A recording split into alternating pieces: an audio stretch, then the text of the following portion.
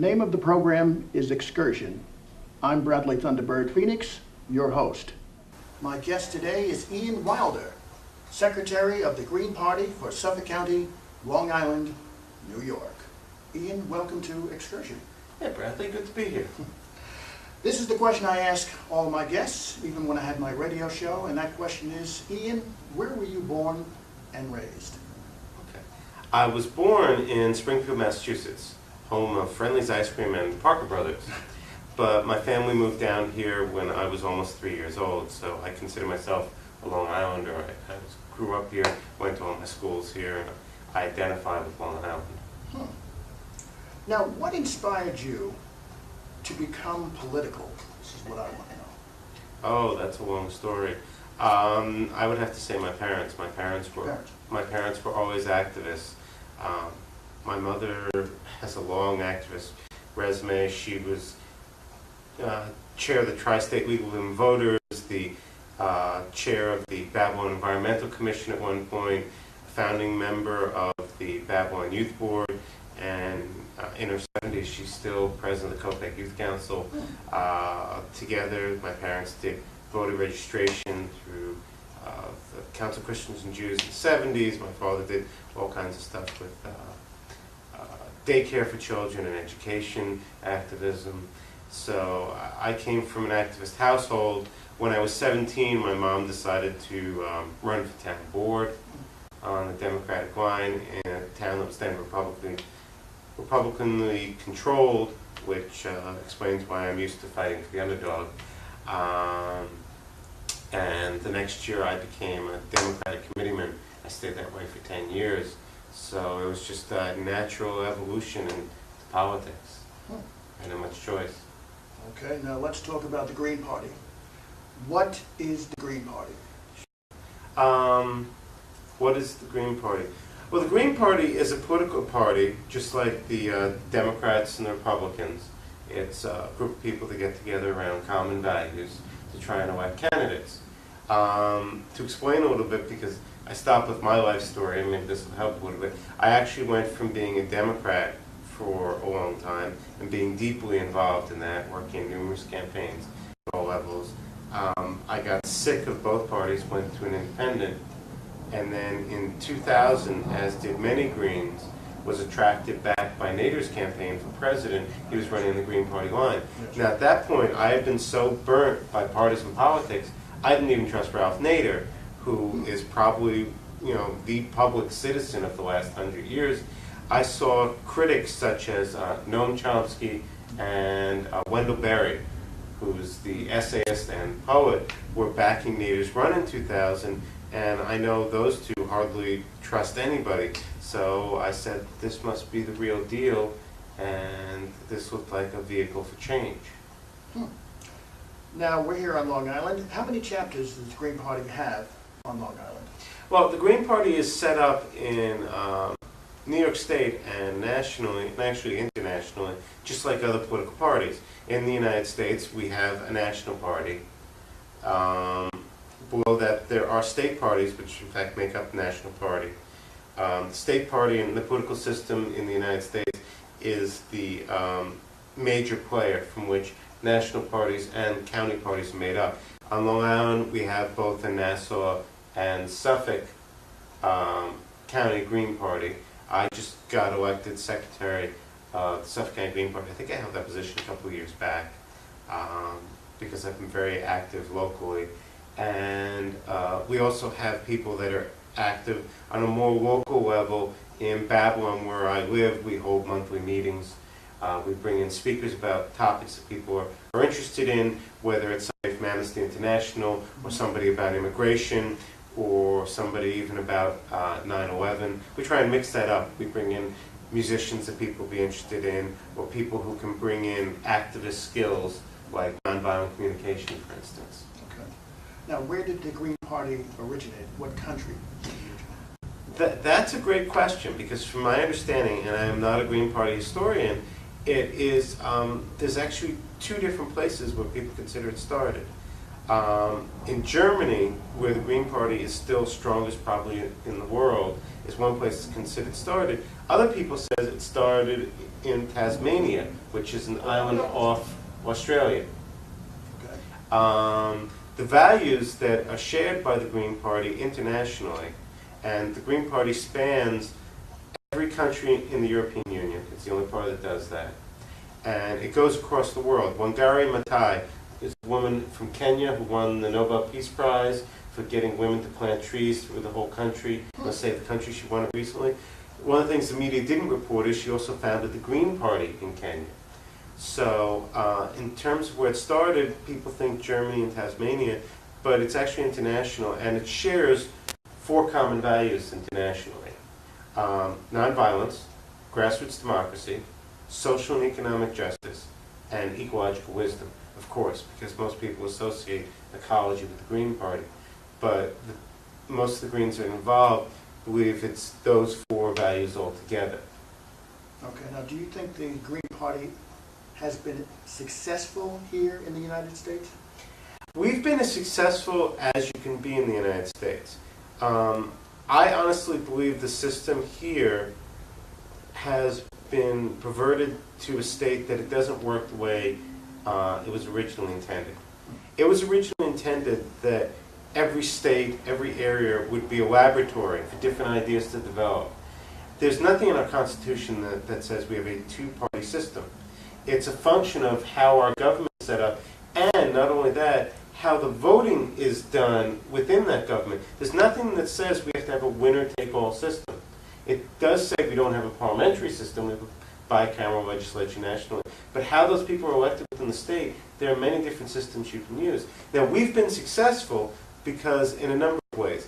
It depends on, ballot access laws within the state. It changes from state to state. In California, the ballot access laws are friendly to third parties. We have like 100,000 members there. We have hundreds of Greens elected to office. What we found is winning is defined differently in different places. On the local level, it's often defined as being elected. On larger races, it's about influencing policy and discussion. And we found whenever a Green runs for office, the other candidates talk about different issues that they would otherwise ignore. That a Green affects what the discussion is within that race. So to us, that's winning, because if you look at the history of third parties in the United States, and we have to remember that the Republican Party was a third party that opposed slavery. It was not one of the majority parties. When Lincoln got elected, it became a majority party. Interestingly enough, stop and think about that. They opposed slavery at that time. So they were a pro-civil rights party when they were founded. But there have been other third parties in this country that have changed the dialogue. For instance, there was a women's suffragette party that pushed and pushed and pushed. They didn't really elect a lot of people, but they got the women's right to vote.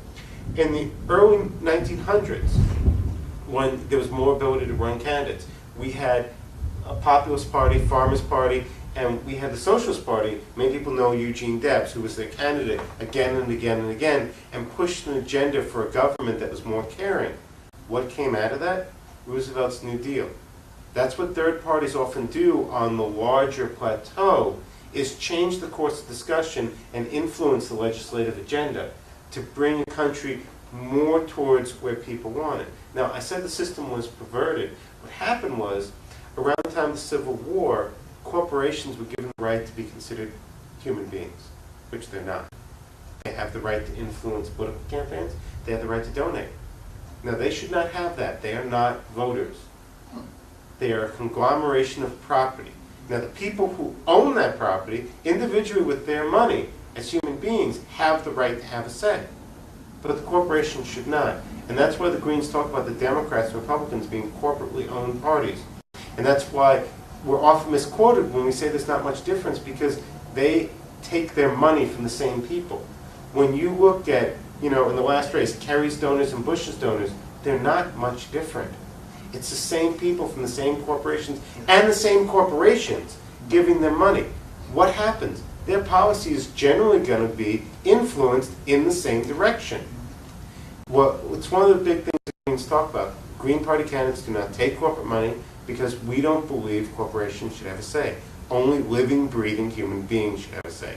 And that's what politics should be for. It should be for human beings. Okay, now this is, you touched on it.